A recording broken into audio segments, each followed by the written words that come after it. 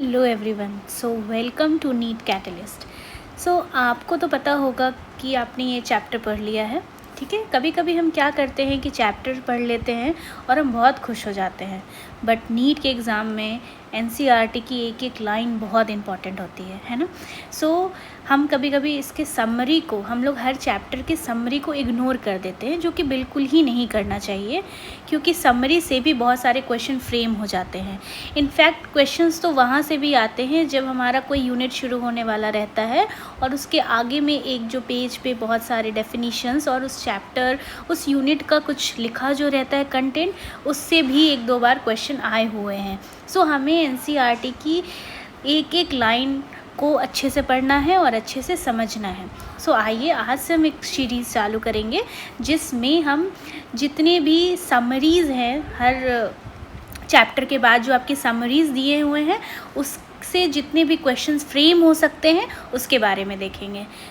चलिए, आज है हमारा first chapter the living world का। इसके पहले मैं आपसे यही बोलना चाहूँगी कि इस चैप्टर को इग्नोर मत करना, क्योंकि ये बहुत ही सिंपल एंड बेसिक चैप्टर है, बट ये हमारे कोर से जुड़ा हुआ है।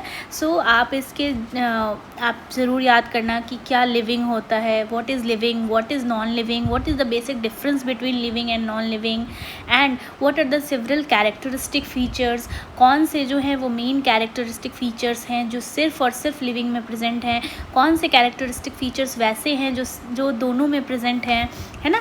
ये सारे बेसिक डिफरेंसेस हैं जो कैरेक्टरिस्टिक फीचर्स है, जैसे reproduction, metabolism, consciousness, growth, interaction and emergence, self replication. ये सब डिफरेंट जो भी कैरेक्टरिस्टिक्स हैं आप उसको बहुत अच्छे से देख लीजिएगा। जो भी उनमें साइंटिस्ट के नेम दिए हुए हैं उनको आप याद कर लीजिएगा, एक शॉर्ट नोट जैसा बना लीजिएगा और उसके अकॉर्डिंग ही पढ़िएगा। आई नो इसको लोग इग्नोर कर देते हैं, बट नीट के पर्सपेक्टिव से आपको किसी भी चैप्टर को इग्नोर नहीं करना है, ठीक है। इससे जो मोस्टली क्वेश्चंस आते हैं वो आते हैं फुल फॉर्म से रिलेटेड, जैसे ICBN का फुल फॉर्म, ICZN का फुल फॉर्म, ICNB का full form, international code for nomenclature of bacteria, ICVN का full form, international code for viral nomenclature, ICNCP, international code for nomenclature of cultivated plant. ये सब आपको कभी भी ignore नहीं करना है, उसको आप एक शॉर्ट नोट बनाकर याद कर लीजिए। Now the second most important topic, binomial nomenclature. इसमें जो भी नेमिंग, कैसे किसी को साइंटिफिक नेम किसी भी प्लांट या किसी भी स्पीशीज़ को कैसे दी गई है उसके बारे में बात करता है इस टॉपिक के अंदर। फिर हमें पढ़ना होगा सिस्टमैटिक्स के बारे में। Now the most important point is taxonomic category. Taxonomic category में जो हायरार्की दी हुई है उसको आप ज़रूर याद कर लेना। That is first is kingdom, then phylum, then class, then order, then family, and then genus, and then species. ये सारे आपको हायरार्की याद करना है। जो उसमें मोस्ट इम्पॉर्टेंट क्वेश्चन आता है कि लोएस्ट और बेसिक कैटेगरी क्या है, दैट इज़ स्पीशीज़, है ना। हाईएस्ट कैटेगरी क्या है, दैट इज़ किंगडम। एंड आपको ये भी चीज़ें याद रखनी होगी कि हम लोग जब ऊपर से नीचे यानी किंगडम टू स्पीशीज़ आते हैं, number of characters keep on increasing, ठीक है। एंड जब हम लोग नीचे से ऊपर की तरफ देखते हैं, यानी हम लोग स्पीशीज़ टू किंगडम की तरफ से पढ़ना शुरू करते हैं, तो उसमें generally number of common characters keep decreasing. ये 2-3-4 इंपॉर्टेंट पॉइंट है आपके एनसीईआरटी में। इससे रिलेटेड बहुत सारे एग्जाम्पल्स दिए हुए हैं, प्लीज़ आप उसके थ्रू गो थ्रू कर लेना, जैसे मैन का, हाउस फ्लाई का, मैंगो का, वीट का। इससे डायरेक्ट क्वेश्चंस पूछ लिए जाते हैं। Now we are coming to the summary part, जिसको जनरली लोग इग्नोर कर देते हैं। आज हम इसके समरी को समझते हैं। इसमें लिखा हुआ यही है कि the living world is rich variety, millions of plant and animal have been identified and described, but a large number still unknown. अभी भी बहुत सारे स्पीशीज़ अननोन हैं, लगभग 1.7 to 1.8 बिलियन स्पीशीज़ के बारे में ही अभी तक हम लोग जान पाए हैं और जिनका नॉमेनक्लेचर नेमिंग हो पाया है। बाकी अभी भी बहुत सारे ऐसे स्पीशीज़ हैं जो कि अभी भी हम लोगों के लिए अननोन हैं and it is very difficult for us to understand. इसीलिए एक प्रॉपर नेमिंग, एक प्रॉपर नॉमेनक्लेचर प्रोवाइड किया गया है हर एक स्पीशीज़ का, ताकि उनको आइडेंटिफिकेशन में उनके लिए कोई भी दिक्कत ना आ पाए। The very range of organism is term of size, color, habitat, physiological and morphological features make us see the defining characters of living organism. In order to facilitate the study of kind and diversity of organism, biologists have evolved certain rule and principles for identification, nomenclature and classification. ठीक है, so basically आपको ये chapter इसी के तीन topic के ही around घूमता है। ये हमें यही इसलिए पढ़ना है ताकि हम किसी स्पीशीज़ का आइडेंटिफिकेशन कैसे कर पाते हैं वो जान पाएँ, नॉमेनक्लेचर कैसे होता है वो जान पाएँ एंड क्लासिफिकेशन कैसे कैसे हुआ है। ठीक है, सो एक क्वेश्चन यहाँ से बनता हुआ है कि the branch of knowledge dealing with these aspect is refer to as taxonomy. So एक क्वेश्चन यहाँ से भी उठ सकता है, यहाँ से आ सकता है कि आप ये बताओ कि what is the branch of biology which dealing with the identification, nomenclature and classification, then your answer will be taxonomy. ठीक है, सो आपका आंसर होगा taxonomy. So taxonomic study of a various species और plant are useful in agriculture, forestry, industries and in general for knowing our bio resources and their diversity. By basic taxonomic like identification and naming and classification of an organism are universally evolved under international codes. जो मैंने आपको codes के बारे में बताया ना, ICBN, ICZN, सो जो ये सारे कोड हैं इंटरनेशनल कोड, जिसके थ्रू ये एक ऑर्गेनाइजेशन है जिसके थ्रू हम लोग, जैसे कि उनको ये काम दे दिया गया है, जैसे अगर आपको कोई नया स्पीशीज़ मिलेगा प्लांट का तो आप कहाँ लेके जाओगे, वो ICBN ही रिस्पॉन्सिबल है, वो उसके अकॉर्डिंग ही उसका नेमिंग और नॉमेनक्लेचर करता है। International code for botanical nomenclature, for animals, international code for zoological nomenclature, for bacteria, international code for nomenclature of bacteria. सो ऐसे करके बहुत सारे कोड दिए हुए हैं, 2-3 ही NCERT में दिए हुए हैं, तो आप 1-2 और एक्स्ट्रा जोड़ लेना, जैसे है ICVN, International Code for Viral Nomenclature, and ICNCP which is International Code for Nomenclature of Cultivated Plant. ठीक है, सो ये कोड के बारे में आपको ये बता रहा है।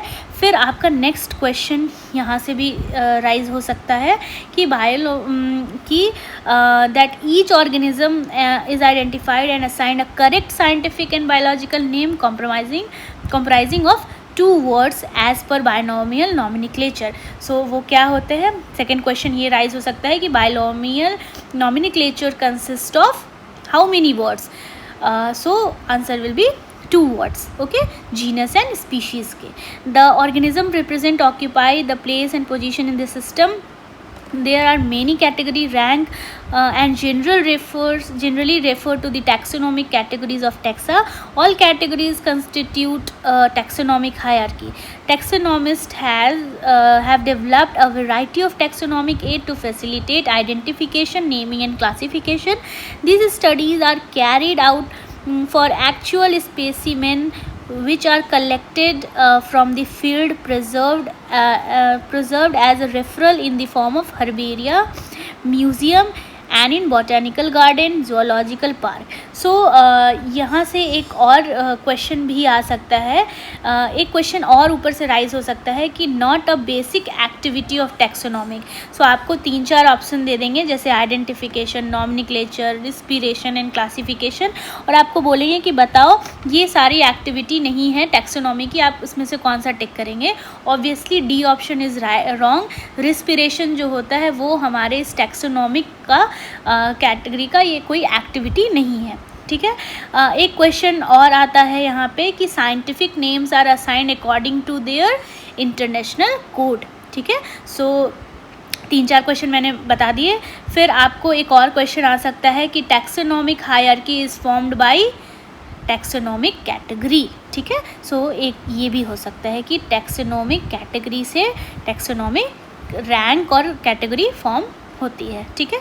So taxonomic hierarchy is form from taxonomic category, okay. Now ये जो नेक्स्ट क्वेश्चन आ सकता है कि taxonomic studies are useful in, बहुत सारे ऑप्शंस दे देंगे जैसे एग्रीकल्चर, फॉरेस्ट्री, इंडस्ट्रीज़ या ऑल ऑफ दीज। तो अगर जब ऑल ऑफ दीज रहेगा तो वो सारे आंसर सही होंगे, ठीक है। नाउ यहाँ ये जो सेकेंड पैरा है उससे एक क्वेश्चन आया है कि preserved plant specimens are stored in, so आपका आंसर होगा हर्बेरियम, ठीक है। Preserved animal specimens are kept in, so your answer will be museum. So herbarium जो होता है उसमें प्लांट के स्पेसिमेन को स्टोर करते हैं, म्यूजियम में जो होता है वो generally preserved animal specimens are kept and living plant specimens are maintain in botanical garden, okay. So 3 questions, ये तीनों ही स्टेटमेंट, ये तीनों ही वर्ड से राइज हो सकते हैं। 4th question is like living animal specimen are maintained in geological park. So ये देख रहे हो आप, 4 वर्ड से आपके 4 क्वेश्चंस राइज हो सकते हैं। हर्बेरिया में प्लांट के प्रिजर्व प्लांट स्पेसिमेन रहते हैं, ठीक है।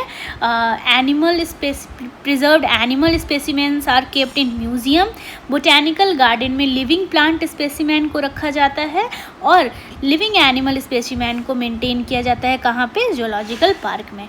सो ये आपका 4 वर्ड से 4 क्वेश्चंस यहाँ से राइज होते हैं। It requires a special technique for collection and preservation of a specimen in herbaria museum. Live specimens on the other hand of a plant and animals are found in botanical garden and zoological park. Taxonomists also prepared and disseminated information through manual and monograph for further taxonomic study. Taxonomic keys are tools that help in identification based on characteristics. So एक question ये भी आ सकता है कि what is the taxonomic keys you are used for. So your answer will be identification, ठीक है। सो ये वाला इस लाइन से भी एक क्वेश्चन रेज होता है, ठीक है। सो यहाँ पे इसका आंसर होगा आइडेंटिफिकेशन, ठीक है। And manual and monograph are used for what. So manuals and monograph are used for taxonomic information, ठीक है। सो ये सारे जो भी है ना वो इससे एक एक क्वेश्चंस फॉर्म हो सकते हैं।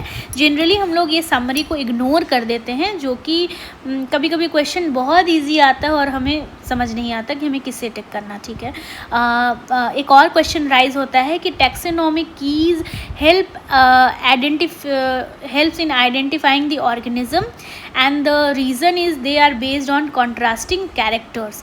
So ये दोनों ही स्टेटमेंट और इसका रीजन दोनों ही सही है कि taxonomies keys helps in identifying the organism and they are based on contrasting character.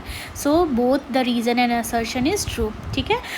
एक और क्वेश्चन राइज हो सकता है असर्शन रीजन का कि herbarium contain preserved plant specimen, botanical garden contains only preserved specimen. So ये नहीं होता, बोटेनिकल गार्डन में लाइव प्लांट्स को ग्रो रखा जाता है. सो असर्शन ट्रू है एंड रीज़न फॉल्स है. एक और स्टेटमेंट वाला क्वेश्चन बन सकता है कि आपको 3-4 स्टेटमेंट्स दे देंगे और उसमें आपको बताना होगा कि कौन सा स्टेटमेंट सही है. सो एक मैं स्टेटमेंट बताती हूँ. So taxonomic includes identification, nomenclature and classification. Scientific names follow international code. Botanical garden contain only preserved plant. Taxonomic hierarchy consists of taxonomic category. So जितने भी इसमें से सही ऑप्शन हैं वो आपको चूज़ करना हो सकता है. सो करेक्ट ऑप्शन है ये कि taxonomic include in identification, nomenclature and classification. It is a true statement. Second statement is scientific name followed international code. It is also true. And taxonomic hierarchy consists taxonomic category. It is also true. But botanical garden contains only live plant, not preserved plant. So ये छोटे छोटे questions हैं जो कि आपके exam में आ सकता है और इसी समरी से आ सकता है, इस छोटे छोटे वर्ड्स से आ सकता है. So please don't ignore. आप इसको अच्छे से पढ़िएगा और ऐसे ही इंफॉर्मेटिव वीडियोस के लिए मेरे चैनल को सब्सक्राइब कीजिए। मैं अभी एकदम सीक्वेंस में ये जो भी समरी से रिलेटेड जितने भी क्वेश्चंस हैं और जो भी कॉन्सेप्ट है वो मैं आपको बताऊंगी। So do like, share and subscribe my channel. Bye, have a nice day, all the best for your exam, do prepare, bye bye.